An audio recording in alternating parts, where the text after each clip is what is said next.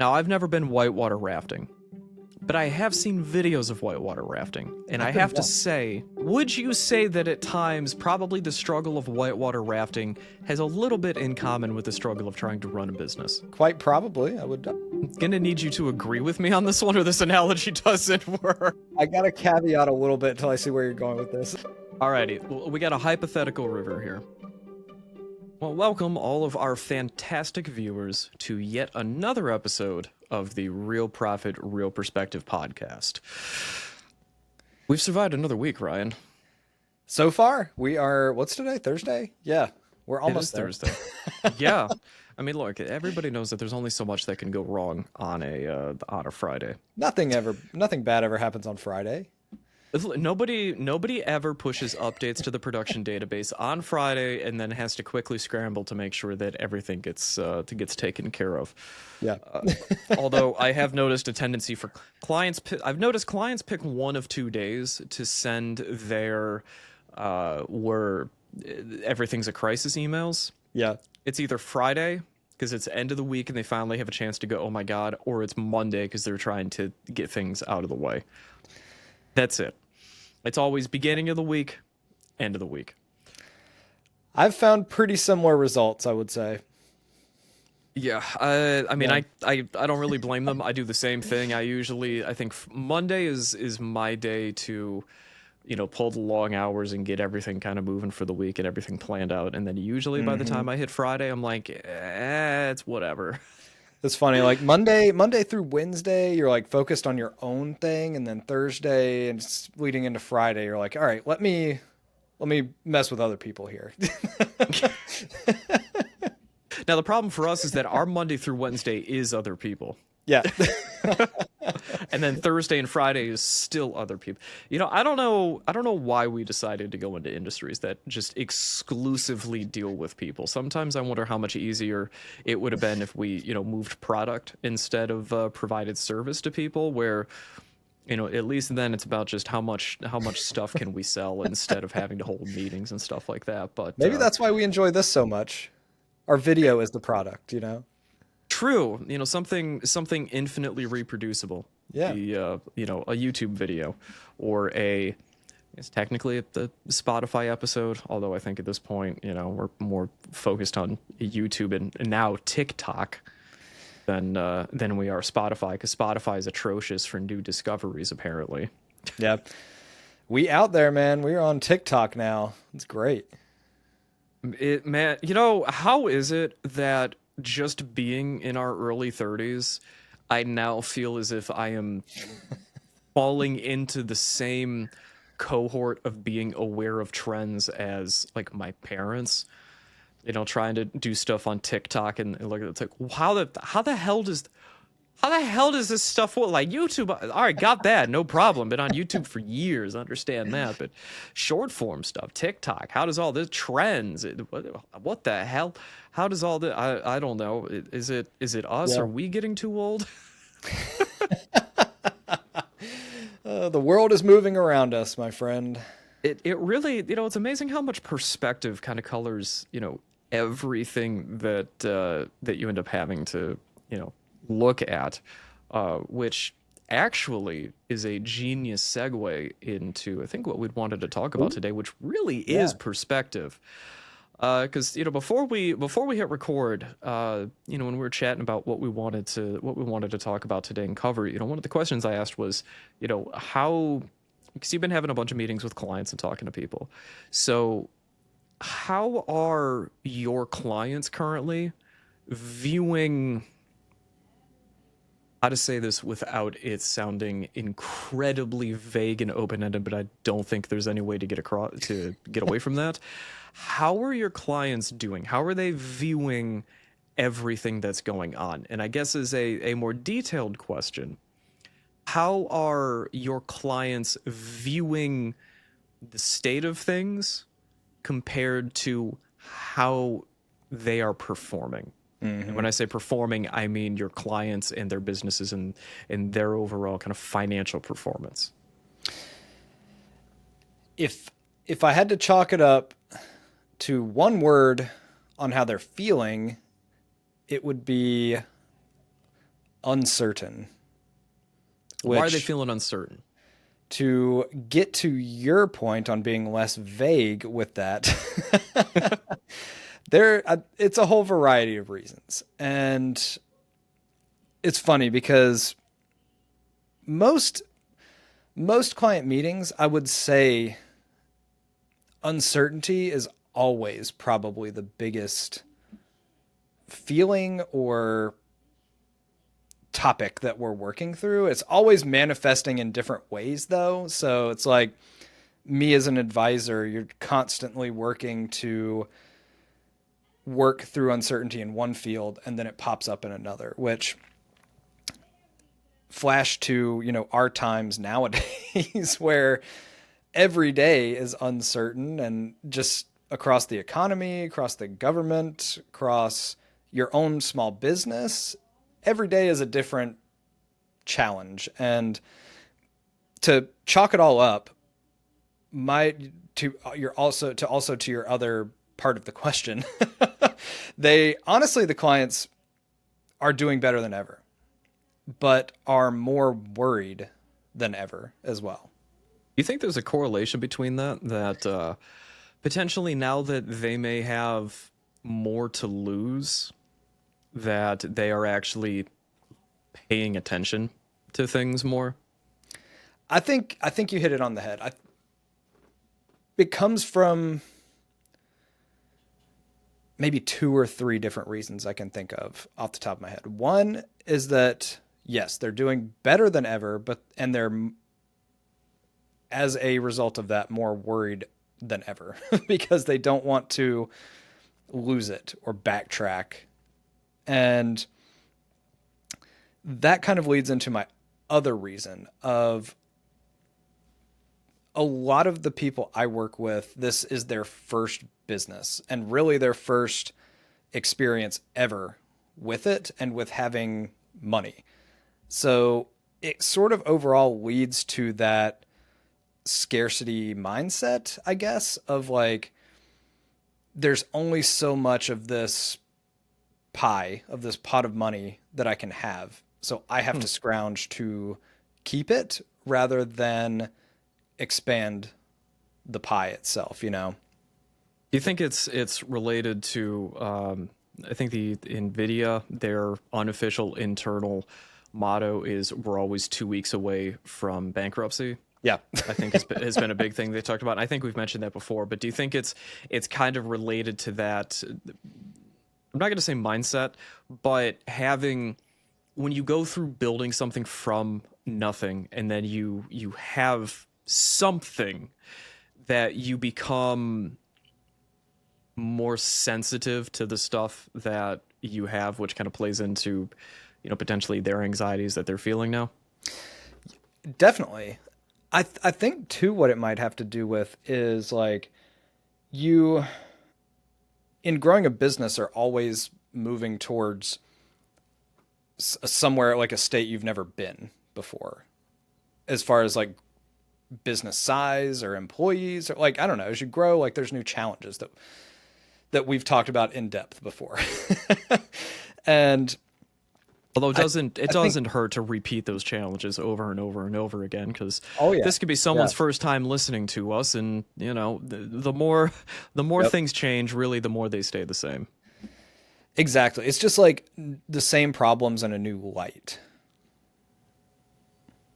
That's that's interesting. I definitely remember being in the particularly that first year of landing a first big project and going, oh my god, maybe something is Yeah. happening now, compared to how things are now in both the security of not having to worry about every single individual client, but also being cognizant of I have substantially more to lose at this point. Hmm. I definitely, sympathize with everyone that gets really uncertain about what's going to happen and stresses out about it. Yeah, because it's like I think of our first few early episodes as we were talking through the stages of business. And as a solo person running a business, there's a lot of things you have to deal with that sort of build the skill set to help you when you are a larger business. But the things you were doing at that point aren't the same things you're going to be doing with a bigger business. You know, it's like what got you there isn't necessarily what's going to keep you going. You know, you have to adapt. And I think that gets a little scary, especially when everything else you hear is, you know, clickbait or rage bait on the news, and it gets you feeling all confused and If people aren't angry and scared, they're not going to look at our news articles, which means we're yeah, not going to sell ad space, which means we're not going to make money. So, the yeah. 5 ways the U.S. economy is no longer going to be the global superpower. Number 3 will shock you. And I mean, even in that too, you said a fear I think a lot of the clients of mine are feeling is, you know, as things change in the economy and the government, like how does that fizzle down to what advertisers are willing to pay for on YouTube and across social platforms, or what they're willing to pay for you to advertise their product, you know? So in Yeah, a because way most it of your sort of clients trickles are down, but because most of your clients are very, very social media focused, right. correct? Yep. So the top revenue sources would be like YouTube AdSense money. So that's literal advertising money that companies pay YouTube to put ads on YouTube channels. And as a channel bringing in viewers, you get a slice of that. There's also direct brand deals you can do. So if your company wanted me to help you advertise and promote, like you could pay me as an influencer to make a video for how good your bookkeeping services are, you know? Which we are open to brand deals if anybody listening to this wants to 100%. pay us to do a plug. We want to Yep. put the profit in the real profit, as in we will really sell the stuff that actually also passes, quality and stuff like And give you that. that real perspective on the product. Yeah, man, they paid us $5,000 to talk about their product, and whoa, they shouldn't have done that because our contract said our honest thoughts, and it is honestly terrible, and Hmm. the payment has honestly already cleared. This is us torpedoing any chance of brand deals Yeah. in the future with just this one clip. Oh, they're gonna say whatever. Well, yeah, we're CPAs. We don't get paid to, lie. They're going to be honest about it. Ugh, we don't want to give them our product. They might say how it really works. But like, there you go. There you go. That's the first thing. They said no to our brand deal. Something they didn't want to pay $5 million, and yeah, here we are. So, But yeah, dude, I don't know. I mean, the way we kind of work through it so far is honestly, it's a really simple answer to me that it's all out of your control. Like, you can't control what advertisers are going to spend. All you can do is make the best content you can and keep going. I mean, you know, change your business as you need to keep being profitable, but like overall, that's all you can do, in my opinion. What have you seen? What have you seen? it's been it's been interesting because our clients are very diverse in terms of industries that we work with. I'll have people ask, do you have a specialization? And basically, the closest specialization I can get is small businesses, because we work with contractors, we work with land investors, for example. I work with a lot of service-based businesses. We've got, I'm picking up more and more, not e-commerce, but actual brick and mortar retail stores, which is a whole separate bag of problems, that they've got. But what's been really interesting is even with the doom and gloom of how things are kind of portrayed currently, is that even in the same industry, there can be wildly different both perspectives on things as well as performances. So I've got clients that, they have had to basically wind down their businesses and go back to their full-time jobs because it just didn't work out. And then I've got others in the same industry where things have never been better, and they are just, they're is the what's the saying? I think making hay while the sun shines. Mm-hmm. You know, they're really pulling it in. I've got somewhere, you know, their struggles that they're dealing with are not actually related to anything that is going on in kind of the macro sense. It's more, you know, how do we get more people to show up to our store? How do we deal with, you know, for example, we're having issues with, you know, online ads or something. And so the problem becomes we couldn't run ads for a while, which then directly negatively impacts one of our particular service lines, which means now we're not making money on that service line. So now how do we deal with that and get that up and running as soon as possible? You Mm-hmm. know, calculating break even, you know, people going through struggles not due to government shutdowns or anything like that, but due to their new businesses. And it's just really difficult in the beginning to get things going and keep things going and not kind of, you know, fall back. And Right. it's a funny one. I was going to use the word, it's not weird, but it is funny how people in the same industry can view things so differently just based on what they're going through, where it kind of becomes very much that, you know, what you're capable of perceiving is your reality, and then you start to think that that is everybody else's reality. You know, one contractor is struggling to pull in work and has had their worst year ever due to, according to, you know, what they've told us, you know, tariffs and not being able to land work and things like that, whereas Mm-hmm. other contractors are going, there's more work available than we can possibly handle. Now, obviously we get into differences in trades and stuff like that, but the point kind of still remains that some are just, their problem is there's too much work and they can't get enough going on, and others are sitting there going, you know, we're basically filing for I forget the bankruptcy chapter. That's basically a dissolution. But I did have somebody who basically sent an email, I think about a week ago, that, you know, they had to end some services and wind some things down because they're getting ready to go through you know, file for bankruptcy before the end of the year. Now they did also say that they've got new endeavors that are popping up, so it's not a, you know, this is the end of it, but they're pivoting to something else. But it's very much a kind of reiterating again when we had talked about the government shutdown episode, that it's, you know, so much of it is just dependent on what's around you.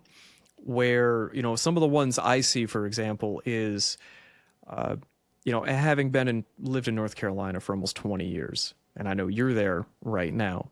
How hot is the real estate market in North Carolina? North Carolina as a whole, I don't know as much, but Raleigh specifically and the surrounding areas is pretty darn good, man. Like How have Charlotte, and I'm pretty sure how that's pretty good too, you know. how have housing prices changed over the last few years? I wish I could give you a good percentage, but I mean, over 5 years, probably over the big spike around like 2020, I mean, it's safe to say they've almost doubled. Almost, like almost, Right, because which is crazy.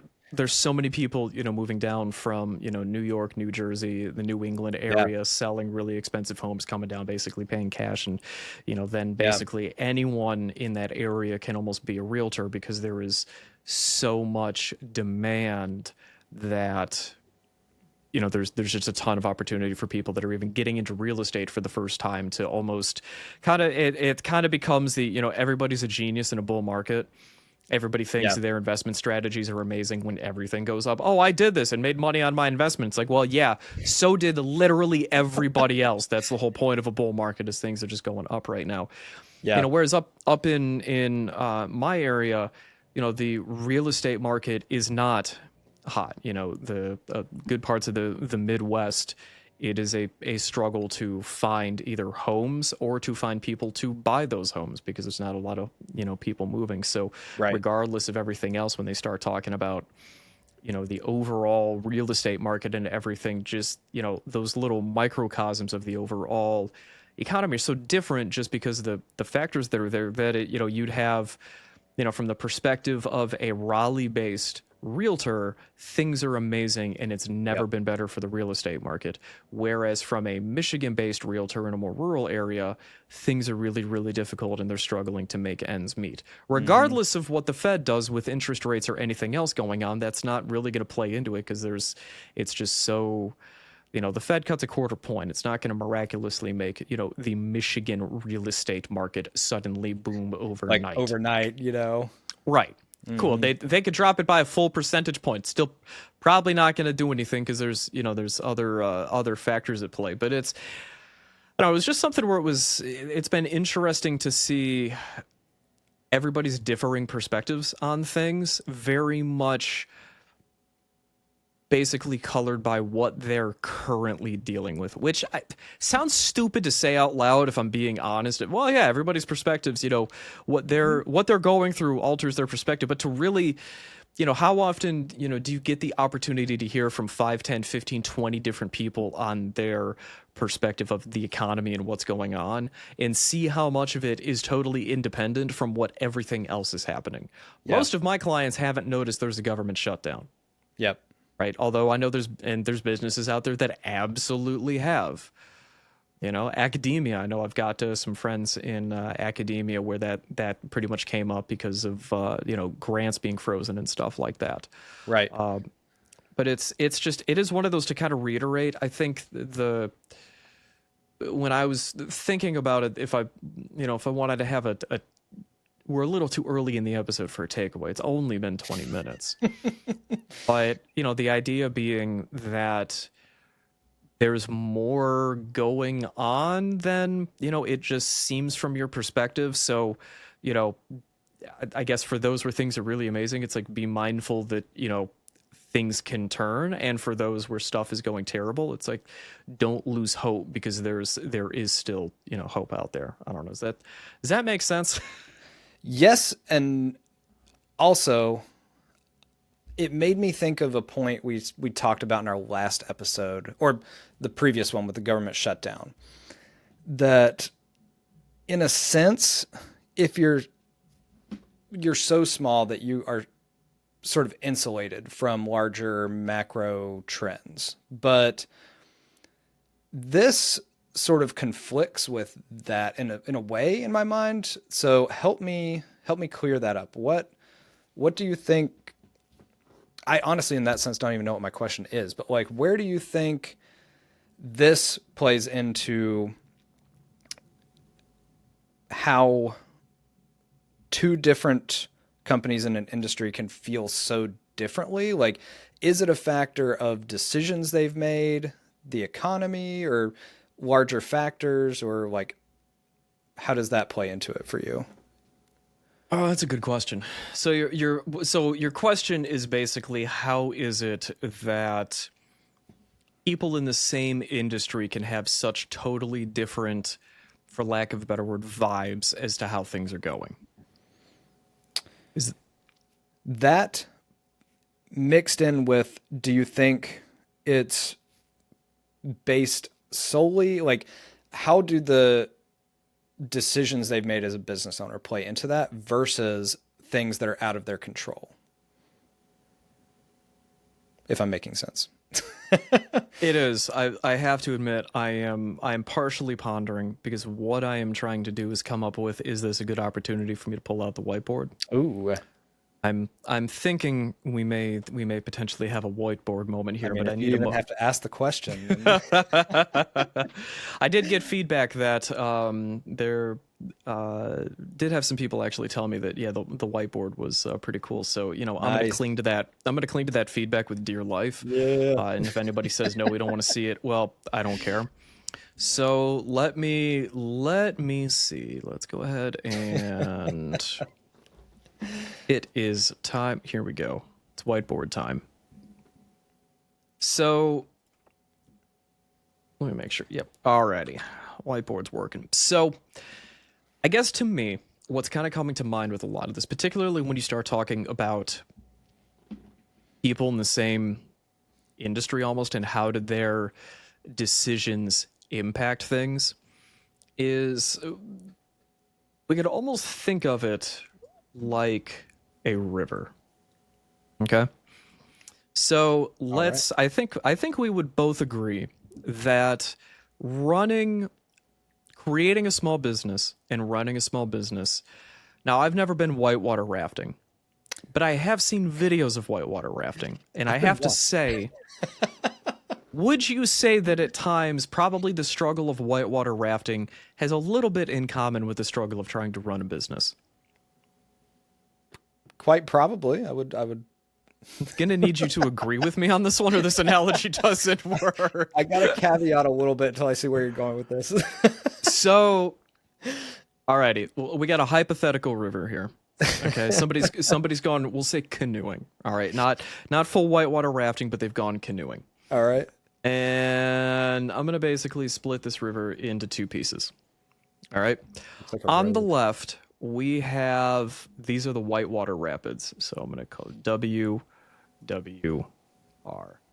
and over here it's calm. It's a hypothetical river that allows us to have, although in a river you can have, rip currents and stuff like that when you're in the ocean where the current can run at different rates. Yeah. We're going to say over here, there's a ton of rocks in the way, right? And the water is moving, fast. It's got a bunch of rocks. There's, trees that are, hanging over here. They've got branches overhanging that you've got to, this is supposed to look like a tree. This made the rock look like a bird. We'll say there is also a bird. And over here we've got just a bunch of stuff to deal with. And then over here, it's just peaceful, calm kind of currents, right? Mm-hmm. And now the river analogy here is basically this: the river is your kind of in between micro and macro, right? So we're going to say the micro scale of econ is your canoe. Okay, that's the canoe you're in and your individual kind of circumstances of what you're doing. Mm-hmm. And the macro is let's say, we'll say this is the weather, right? Over your overall weather conditions. The river sits somewhere in the middle. It's kind of like your intermediate, your like macro micro or your micro macro. Right? It's not the big picture, but it's also not the individual thing that you're dealing with. These are, say that the river in this case kind of represents your industry, right? And I'm with you. this weather represents the economy. And then down here, the canoe represents your business. Is this making sense so far? I'm with you. Alrighty. So your question originally was, how is it, businesses can, in the same industry, have different perspectives on things? Is you've got two different canoes over here. One that is in our whitewater rapids, and the other one over here that is on the calm side. All right, I'm gonna make this look a little more canoe shaped. Looks more like a leaf, but we're gonna go with it. So to me, what I end up kind of seeing is the business owner who's in the canoe that's in the whitewater rapids is so focused on, they may be in an area where potentially things are difficult, or, like we'll say the Michigan based, real estate agents, right? Or you've got such crises that you're having to kind of deal with where you're dodging rocks, you're having to dodge the trees, everything's moving, really quickly, and you have no time to adjust because of, kind of the obstacles that you're hurdling, for example, right? Because maybe you didn't foresee that you were going to need a marketing plan, or you didn't foresee that if you just let your employees spend money, they will just spend money on stuff if you don't track, or you didn't foresee that with potentially, changes in interest rates in your particular industry, it's going to impact, say, the ability for projects to continue or houses to move. Right. Right. And so suddenly, if we assume, I don't think this, oh shit, it does let me zoom out. Oh, that's so Look cool. at that.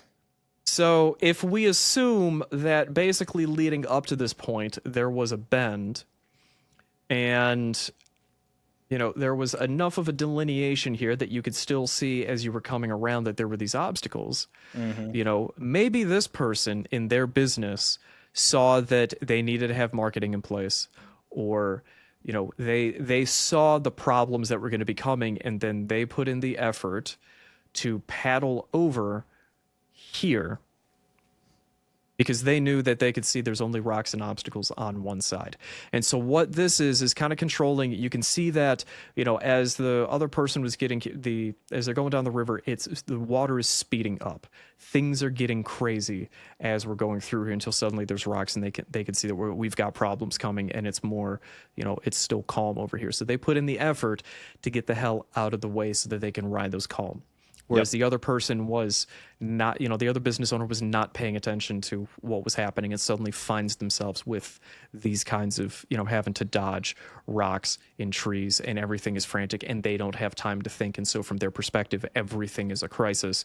Whereas right over here, everything is nice and calm. And once you're really, this shouldn't be dotted, because usually by the time you're in this kind of situation, you're not going to be able to get to just paddle to the side. Yeah. You have to ride. You've got to ride it out until eventually you get through, and then you can go, okay, God, we never want to do that again. Things need to remain calm. Right. And then it could also always be that maybe up ahead, suddenly we've got a bunch of problems over here again, and you need to pay attention. And so if whoever's been riding the calm for a while, if they don't pay attention, suddenly it turns into a repeat. Basically, each individual has some control over where they are located in the river of their industry. Right, kind of that micro scale is where do you show up in here. Now it could very well potentially be that at some point the entire river is just filled with rocks and nobody's going to have a good time. Right. Right, and there is no getting around that because of something happens. A bubble pops, government shutdown money say finally goes through, and a bunch of construction projects stop, and then everybody with those construction contractors, people get laid off, and it's going to happen. Yeah. Now, what could end up happening is, this river is the industry that you're in, and things like the overall economic conditions are almost like the weather, because it could even if you have seen that you don't have issues in your particular industry right now. So for us, in public accounting, there are shortages of accountants, and it's hard to find, good accounting firms. So for a lot of it, much of our current conditions is kind of a calm river. But let's say, for example, the AI bubble pops and the government shutdown continues. And now, while we are on this calm river, a motherfucker of a tornado just comes through and hits the river. Doesn't matter how calm things are now, suddenly we're in a fight for survival as well. Right? And so sometimes it doesn't matter where you're located. That's when you've got to navigate that, but you're still going to have an easier way to get through things if you're on the calm side and have kind of positioned yourself as well as you can in the currents of your industry to prepare for the severe weather of the economy, as opposed to just letting the current kind of pull you forward, which is what happens to a lot of business owners. Is, you get through a crisis and then they just don't pay attention to then pull themselves out, and then they hit another. Does that analogy kind of track? But what to me, the idea here is that the individual businesses that have these different perspectives are basically the ones that were either able to get themselves onto the calm side of the river versus those that ended up getting themselves in whitewater rapids. Some of them, their boats smashed to pieces on the rocks and they nearly died. Others, they got through, got themselves out, got a hell of a workout in, and now they can better deal with the future. Some of them were able to preemptively prevent those problems from happening from the beginning. Yeah. So does this all kind of make sense to your original question here? Yeah, absolutely, dude. I love this analogy. And the river, as the industry you're in, I think kind of sums it up. Like, there are going to be tougher industries. There's going to be lower margin industries where you got to fight for every penny of profit margin. And there's others like content creation is definitely one where it's super high margin because you have no cost. So, it's just interesting to think like, I mean, kind of obvious to say, but like every industry is different and you're going to have different decisions to make when you're in that situation. And I think it ties into what we were talking about with the government shutdown and everything, because even though there may not be direct effects to you in your industry, I mean, it could still have those micro like effects to you that kind of trickle down through the grapevine, Yeah, there really is so much of it that is there's a lot of individual control over things. Unless, I mean, it Yeah. is also one of those that actually, you know what, to also I can add to this analogy here. So we're gonna share again because I can actually add to this. I got a little premature. Is some of the difficulty of your industry, even if things are calm, could potentially be how many boats are on the river with you. This is 100%. your competition. Even if, things are smooth sailing, they are getting substantially less boat shaped. It's really hard. I'm not an artist, and it's really hard to draw sideways. Where you don't have a whole lot of wiggle room, where when competition is so fierce. So from what I have kind of heard through the grapevine, it's not an industry that I'm very familiar with. But up here in Michigan, marijuana is legal. And the supply has exploded. And what has happened is because everybody started getting into it. The first few movers, to kind of continue this analogy, we're going to go with a boat analogy. Now, the takeaway from this is don't buy, a boat. Otherwise, you will burn money. But the first ones that got started were basically able to completely circumvent the rocks, the whitewater rapids, the problems, because they were first in there. Basically, the river is empty and it's easy.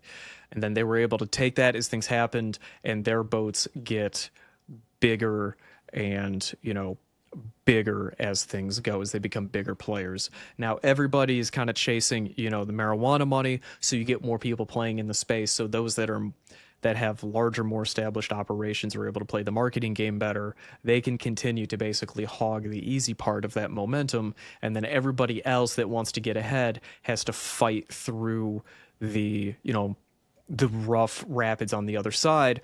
And you've got so many people in the space, and competition has been so fierce. And then you start to get, literally imagine, in our little picture here, if you're trying to get out of these whitewater rapids, but you've got somebody that's in a large houseboat right next to you, and they aren't playing nice, and they're pushing you back into the rocks because it's competition. That's capitalism. It is competition at its finest. And you are literally getting dashed to death on the rocks, and you're going out of business. You've got to also take into account in your industry, are you an early mover? Are you a late mover? And usually, it kind of goes back to in the Big Short, in the easiest way to kind of understand, kind of a lot of times kind of like a bubble almost, is, the Big Short joke was that when they were doing their due diligence, they had a stripper who had 3 homes, right? And that's when Steve Carell's character immediately realizes there's a bubble. When the exotic dancer is talking about the 3 different mortgages she qualified for, it's like, oh my God. right? Where a Yep. lot of times people, and you're usually looking at people where it's their first business is they're getting into something, and this is where trend chasing can be very dangerous, where they are the last ones in and they just get dashed to pieces on the rocks. Weather could be totally calm. We could be in great economic conditions. It doesn't matter. Storm can come in, and then it doesn't. You and everybody else that's trying to compete against each other are gonna be knocked together, and both your boats are gonna sink because you're already in the rapids. You don't have a whole lot, and and sometimes in circumstances like that, I'll be real and say it. There's nothing you can do. Yeah. Sometimes someone going out of business is entirely due to factors that at that point are out of their control Yep. if they made the decision to get in at a bad time. And that's just part of the risk. But sometimes, yes, government legislation comes in and, suddenly, an entire industry, say they suddenly go and outlaw marijuana again. And, if we're pretending this is the weed industry, they have filled in the river with the dirt up here and everybody hurtles into it and there's a terrible crash. Right. And sometimes stuff like that's just going to happen. But, that's how you can have people that are in the same industry viewing things totally differently. When things are really, really terrible and, the winds of the economy are hitting everybody equally, everybody's going, this is awful. But sometimes you got somebody that's got the bigger boat in the calm areas going, yeah, I mean, there's a storm, but it doesn't really matter because we're safe and secure and things are going through and everybody else is around praying for a life preserver. Yep. Yep. Nice. I love it, man. That was great. Got to get one opportunity to do some drawing. You're a regular artist over there. I can draw with a mouse a hell of a lot better than I can draw with my hands. These hands right here are accountant hands. They are really good at typing. And very fine motor skills with your mouse. That's from, probably 25 years of gaming. Yeah. But no, I mean, it's been, and it always sucks as well when, when we are acting as advisors for clients and when you realize there's nothing you can do. I have to admit that is to, to get not on a soapbox, but to, just talk a little bit. I will say it sucks more obviously for the person going through it. But when your job is to provide advice to clients to try and help them through their problems, and I think the two circumstances that I dislike the most are either things have already been set in motion and there is no changing them regardless of whatever change the owner makes. It is what it is.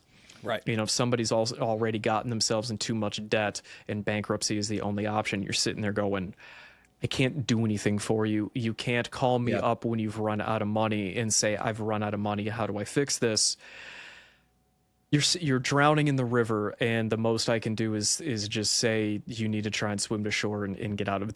That's it. I can't pull you out of the river myself. The other one that sucks even more, this is just speaking from personal experience, is when you watch someone who doesn't realize that they're aiming directly for the rocks despite everything you tell them.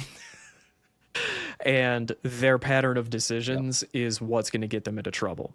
Going back to the river analogy, you tell them, it's kind of like don't overtake on a blind curve because you could die. And then they go, whatever, I'm going to overtake anyway. And then, they crash, burn out and die. And you're sitting there going, I can't stop you from doing this. I can tell you, but I can't stop you from making these dumb decisions. And that's sort of the frustrating part sometimes as the advisor is you can only care as much as they care. You can't do more. And past that, you, as much as you wish you could do it for them, like all you can do is present the options and the information and then they make the decision. It really sucks when you lay things out and you go, this is what we need to do. And they go, yes, I understand. And then it's like they have no object permanence and then the call ends and then they immediately forget everything. And you're like, we talked about this. What are you paying me for? Yep. It's like I fucking told you. I told you not to do that. We said this is what's gonna happen. This is what we need to prioritize. You know, da da Right. da da da. Oh, you know, no, totally got it. Do you? Do you really? Because I don't believe it. Because this is the fifth time we've talked about it. Well, and you know, as crappy as it is, at their expense, we do get the experience of of seeing those things to help other clients avoid them and have a little of that the further sight down the river, you know. It's amazing what people are willing to tell their accountant that they will not tell literally anybody else. Oh yeah. Yeah. It's one of those where sometimes people have had clients ask, "How do you know this stuff?" You know, how do you have this story? And it's like, well, for starters, a funny little clip that you can find on YouTube. You've heard of a little comedian called John Mulaney, right? Of course. You can probably listen to his think comedy so. once or twice. Yeah, little bit of a successful guy. I was actually kind of pissed recently because he came to a theater around here and I didn't see it until the day of. Otherwise, would have Ooh. gone. Ah, that's rough. Yeah. He's one should pay attention for events. But so he did his first stand up after getting out of rehab for his coke addiction, and talking about how when he was in his deepest throes of addiction and he realized he needed help. So he goes, you know, who do I realize that I've got a problem. So who do I call to try and help me through this? Do I call friends? Do I call family? Do I call my doctor? Do I call any mental health professional that is qualified to assist me with this? No. I call my accountant and say, "Hey, I'm addicted to coke. Don't give me any more money." And then, of course, he tells the accountant going, "I'm not getting paid enough for this shit." Because then I hang up and I'm immediately upset. And then he shares the story about how he stole his own money from himself over the course of like 6 months or something. But that, weirdly enough, clients will do stuff. The things that I've been told, the advice I've been given, so and so is, I know that they're taking their money out of the business and spending this, thousands a month or thousands a week on literally drugs and hookers. Or one of my favorites was, don't get an expensive hot young girlfriend. Makes sense. That is a direct one. I believe at the time I was also owed money by that same client, so I was like, okay, good to know where my fees are going. Yep. I know where you're spending your money. Yeah, you've got problems that not getting into that one, but it really is wild. It's wild the things people will tell us, and it is one of those where, because we will have clients regularly that, their books, for example, are really messed up and they're embarrassed about it. And it's like, look, your doctor has seen, if you have to go to a proctologist, the amount of asses that your doctor has seen is so many that they literally do not care. Same thing for us. We see so much stuff, so many messes, so much stuff where we sit there and go, you've gotten yourself into a pickle, that professionally there is no judgment because we don't care. Like I don't care what situation you're in. My job is to, help. Just like with you as well. As soon as we get into this stuff, it's like there's no judging here because we don't have the emotional bandwidth to do that. But We'd be so tired if we did. God, I'd be more burned out than I already am. Plus, it's just, just highly unlikely that your case is going to be the worst one I've ever seen anyways. So there's no One need of those, to worry. if you're the worst case I've ever seen, I'll tell you. Yep. It's one of those, just like when you're, when you go to the doctor and they inspect something and then resident number 1 comes in, then resident number 2 comes in. And then the rest of the class comes in to look, and the doctor's going, all right, so look at this thing. We don't see it a whole lot. Yeah, that's when it's time to go, oh, I'm going to die. Oh, God. When our reaction to your situation is not, it's okay, we're going to get you through this. And instead there's a pause on the line and we go, ooh, that's a lot. Let me have someone else come in and look at this. as I'm sitting there going, do I want to deal with this? You've got how many divorces going on at the same time? 3. Mm, you're gonna have to pay me up front. I don't know how we got to this topic from overall perspective. I think it's just Yeah. to tell people no matter what you're going through, your CPA, your financial advisor, we do see a lot, and we do get to see the circumstances when, people have drowned in the river. And whether they were able to get back in the boat or whether they got, dashed to pieces and, continue to float down the river, but, face down. We've seen it and, Yeah. and can try and provide, if not solutions, at least guidance to say, hey, there are rocks up ahead. You might want to get out of this lane.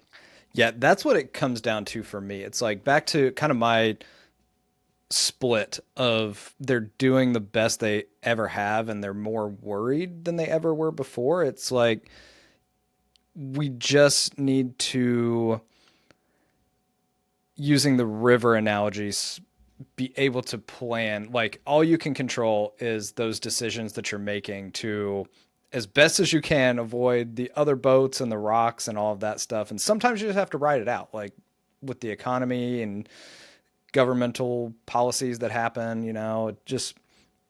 It comes back to that for me, is like there's only so much you can control, and past that you don't worry about it. Yeah, and make sure you've got somebody if you're running a business, or even if you're working somewhere, you're dealing through things. I mean, it really is one of those, the post-COVID, there was a lot of, I think, human connection that ended up getting lost with how much things did get virtual. And I think that's why we've had such a rise in, these kind of parasocial relationships between content creators and people who, consume their content. 100%.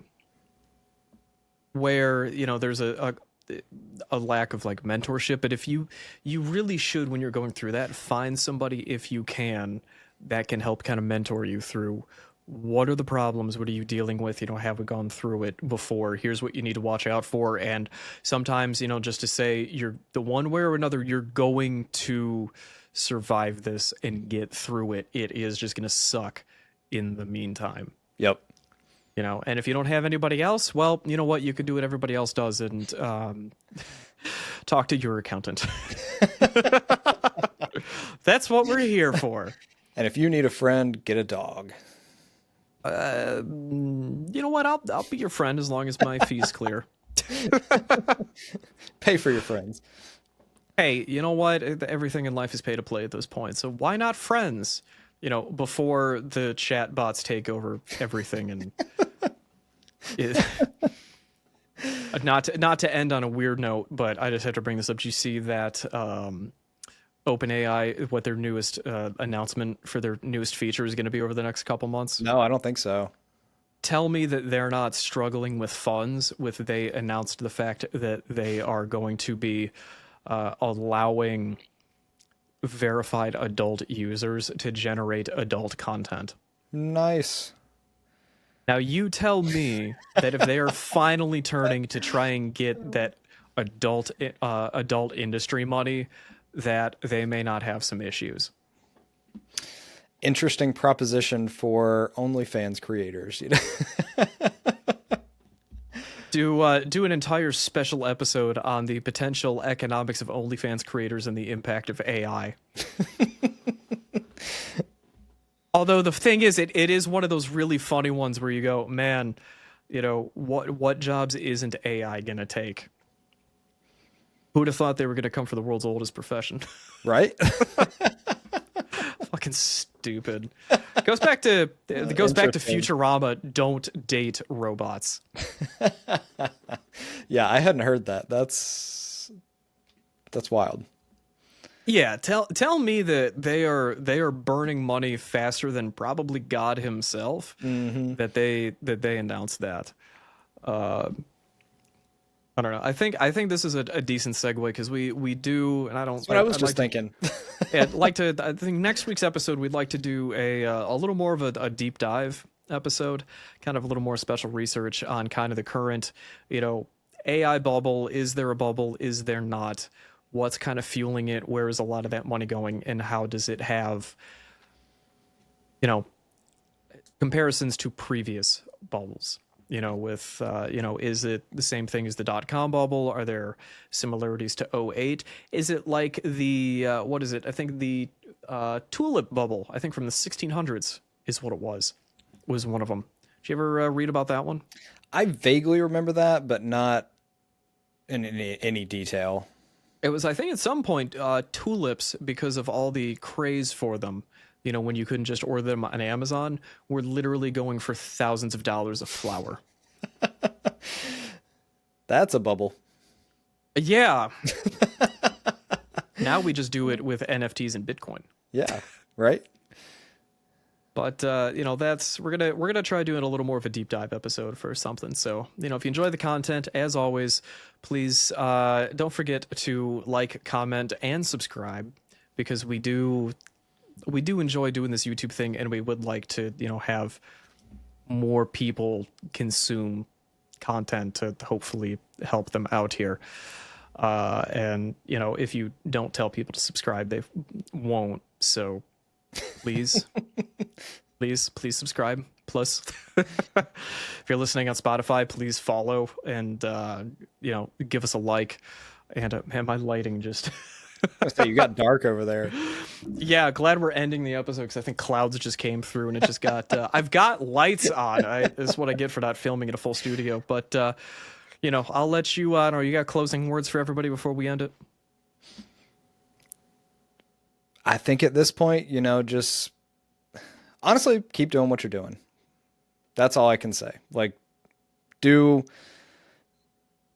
what you can and get yourself down the river, for our analogy.